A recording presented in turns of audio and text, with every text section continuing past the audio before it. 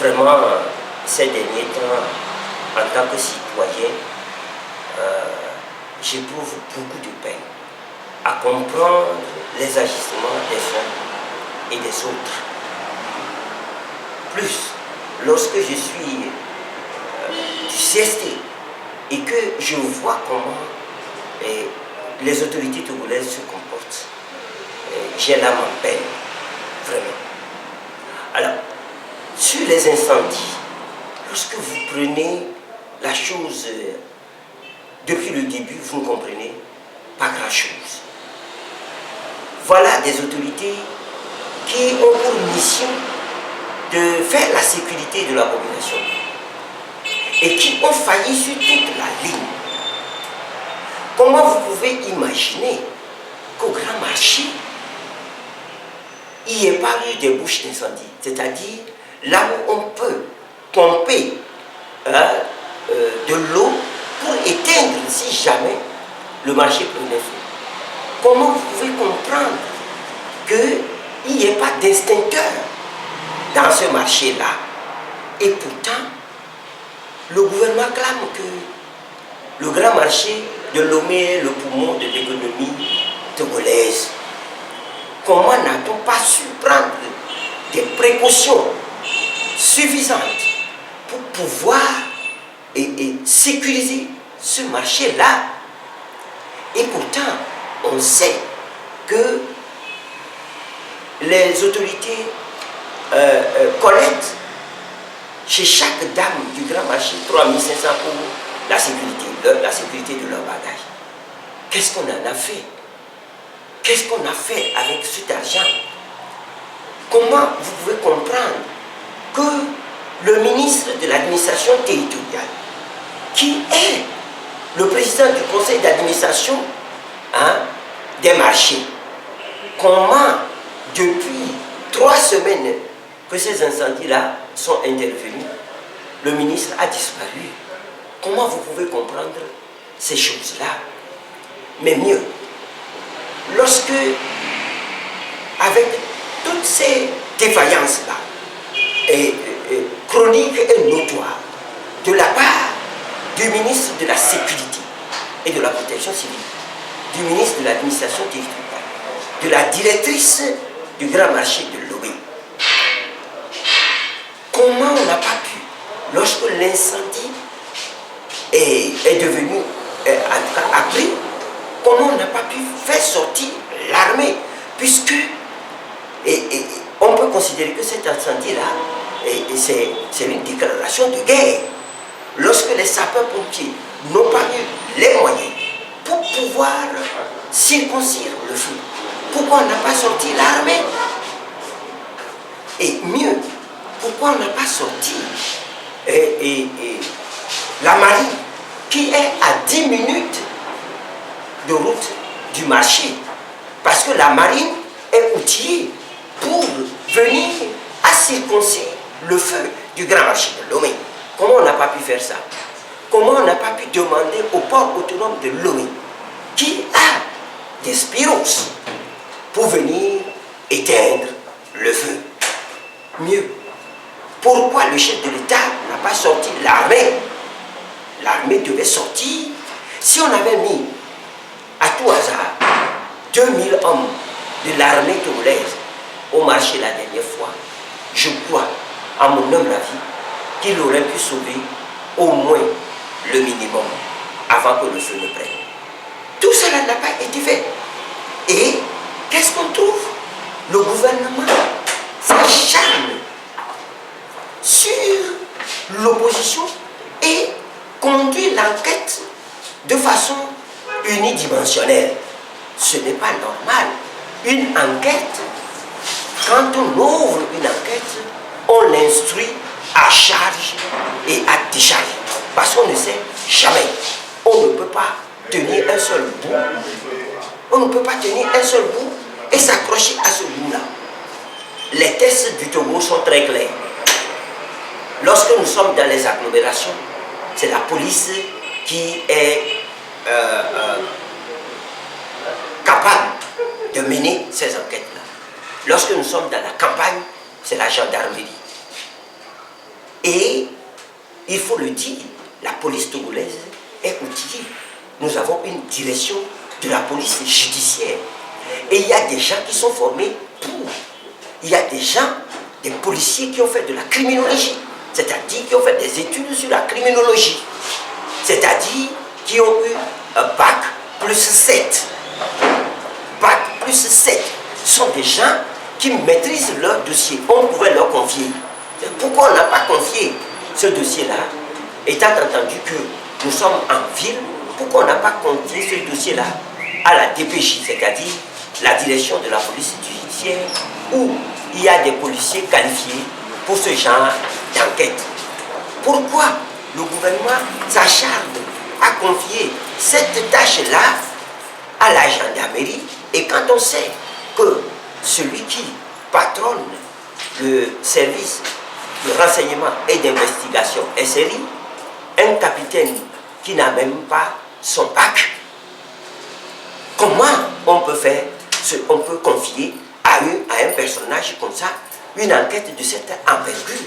Je me pose énormément des questions. Je me pose des questions. Et ce qui fait que on a gros sur le cœur lorsqu'on voit ce qui se passe. Donc, le gouvernement cherche un bouc émissaire dans cette affaire-là, alors que les indices sont si criards que vraiment toute la population se dit aujourd'hui que vraiment le gouvernement est en train de faire fausse route. Donc, sérieusement, il va falloir que le gouvernement reprenne le travail en confiant, si besoin est, l'enquête à la police judiciaire, c'est-à-dire à la DPJ. Et ce que nous souhaitons, parce que nous n'avons plus confiance en eux, nous disons qu'il faut une enquête internationale indépendante. Et nous nous attelons. La requête, elle est déjà prête. Je crois que d'ici là, à partir de cet instant, cette requête-là va être envoyée à qui du droit, c'est-à-dire à l'Union européenne, à l'Union africaine, à la Grande-Bretagne, à la France, aux Nations Unies, aux États-Unis, à l'Afrique du Sud et aux pays limitrophes, le Bénin et le Ghana, pour demander que soit mise en place cette enquête internationale-là, pour que nous puissions comprendre ce qui se passe dans notre pays. Si vous voyez tout ce qu'on a arrêté, il n'y a aucune charge sérieuse sur eux. Comment, dans une enquête comme ça, on peut s'adonner à la légèreté? On dit qu'un petit voyou a déclaré que c'est celui-là qui m'a envoyé pour me demander d'aller brûler les marchés, et puis on prend les gens. Et on prend des chefs de partis politiques comme ça, on escalade leur mur comme de vulgaires voleurs, et on va les prendre nuitamment, ou on tombe sur eux dans la rue comme de vulgaires brigands, et on les embastille dans des lieux non conventionnels. Non conventionnels. En dehors de la gendarmerie, nous avons ce qu'on appelle la réserve ici. La réserve, on embastille les gens à la réserve. La République du Togo n'a pas reconnu la réserve comme une prison. La République du Togo n'a pas reconnu les camps militaires comme étant une partie intégrante de la prison civile de Lomé ni des autres villes du Togo.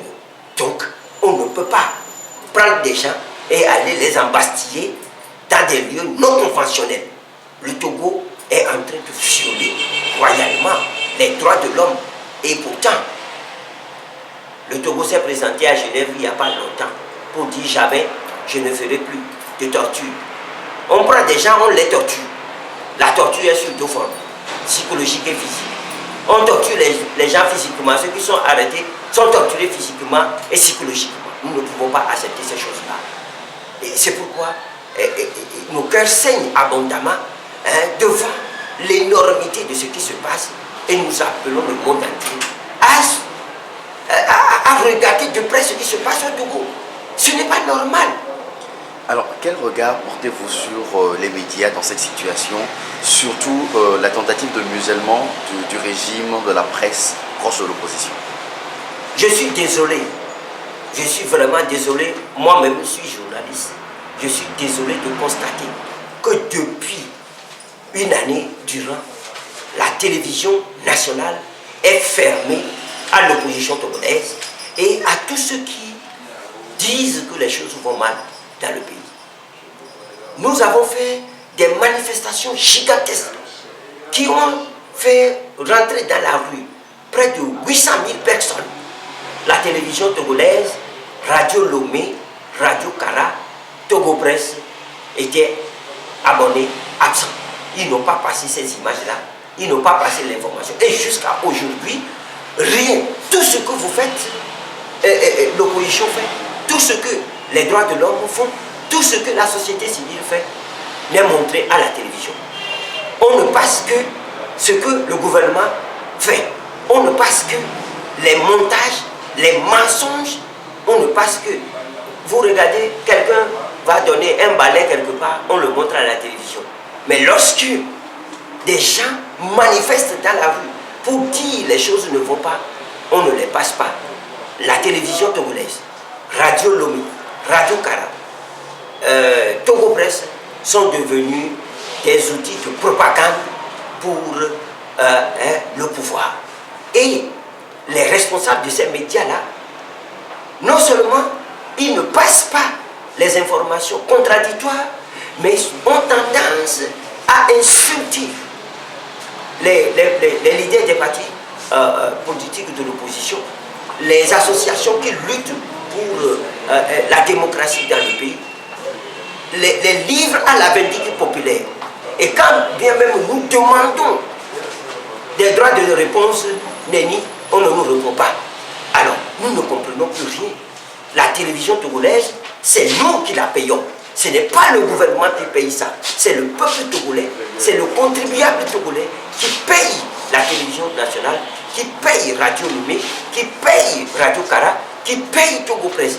Donc nous avons droit à parler sur ces médias-là. Et nous, dans les jours qui vont venir, le CST va vraiment s'occuper de cette affaire-là, parce que ce n'est pas normal. Il n'est pas normal que la télévision togolaise devienne la propagande, l'outil de propagande du gouvernement contre le peuple togolais. Nous ne pouvons pas l'accepter. On ne peut pas accepter ça.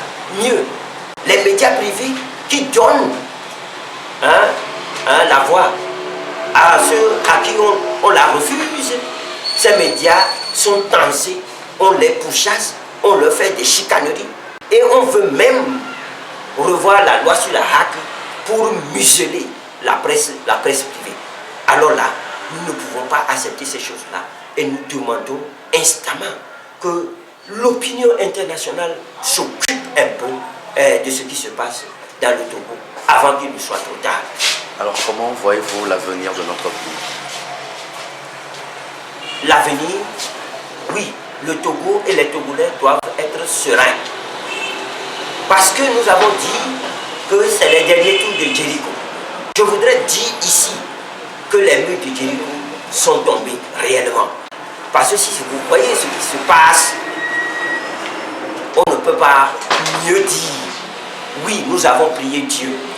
Nous avons commencé par marcher comme l'armée de Josué pour faire tomber les murs de Jéricho.